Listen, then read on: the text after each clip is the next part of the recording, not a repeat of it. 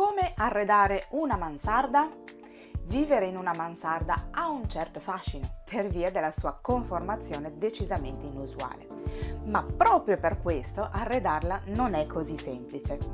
Oggi vediamo insieme qualche suggerimento e trucco per rendere gli ambienti mansardati comunque molto confortevoli.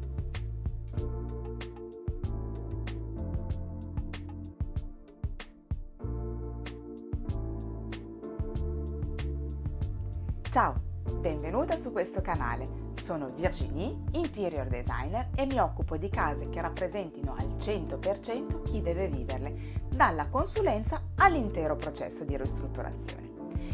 Prima di entrare nel vivo dell'argomento di oggi facciamo un pochettino di storia. Il termine mansarda deriva dal francese mansarde, che a sua volta deriva dal nome dell'architetto François Mansart, che è vissuto tra il 1598 e il 1666 e fu il primo che progettò questo tipo di abitazione. Ovviamente ci sono i pro e i contro nell'avere una stanza o addirittura un intero appartamento mansardato. I pro sono che hai un ambiente originale e suggestivo per via della pendenza dei soffitti, spesso con travi a vista. Un altro, grazie ai lucernari, tende ad essere un ambiente luminoso. 3. Con un po' di fantasia si potranno trovare ambientazioni insolite che non si trovano negli appartamenti, normali. I contro sono che non è facile trovare arredi adatti nei negozi. E la seconda è che bisogna avere un'attenzione maggiore per quanto riguarda il clima e le relative temperature. Il tetto è decisamente esposto e il rischio di avere una stanza o una casa molto calda d'estate e molto fredda d'inverno è veramente dietro l'angolo. Ancora, pur avendo una planimetria grande, potrebbe sembrare piccola avendo zone magari non calpestabili per via delle pendenze dei tetti. Con una buona progettazione però questi contro possono essere, se non eliminati del tutto, quantomeno molto marginati. Ciò che rende particolare una mansarda è la differenza di altezza al suo interno, che può essere molto differente, rendendo più o meno difficile un progetto di arredo. Ci sono mansarde che nel loro punto più basso arrivano a 2 metri e ovviamente rendono più semplice il compito di arredarlo. Ma ci sono anche mansarde che magari arrivano appena al metro e mezzo di altezza e complicano un po' il tutto.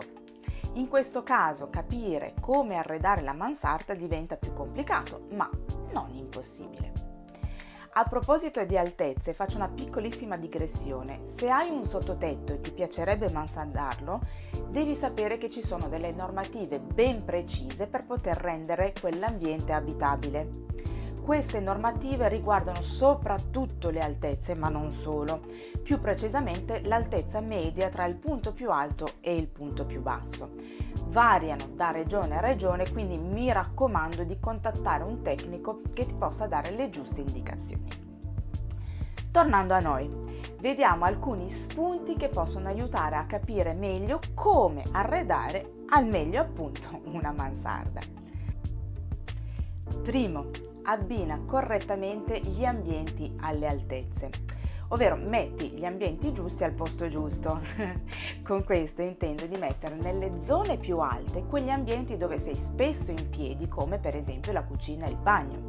Nelle zone più basse invece potrai mettere per esempio il soggiorno, in particolare la zona divano o la camera da letto, dove sei spesso seduto o sdraiato. Questo potrà creare una planimetria irregolare, ma in fondo anche questo è quello che dà fascino a questo tipo di abitazione. 2. Usa mobili su misura. Qui più che mai sfruttare al meglio gli spazi è importante. Come abbiamo visto, tra i contro di questo tipo di abitazione non sarà facile trovare arredi utili nei negozi tradizionali. Sarà quindi necessario creare arredi su misura e ricavare armadi, contenitori nelle zone più basse o che comunque non potrebbero essere sfruttati in altra maniera. Il contro così si trasforma in pro, perché avrai arredi unici e originali studiati non solo per la conformità dell'ambiente, ma proprio per le tue esigenze.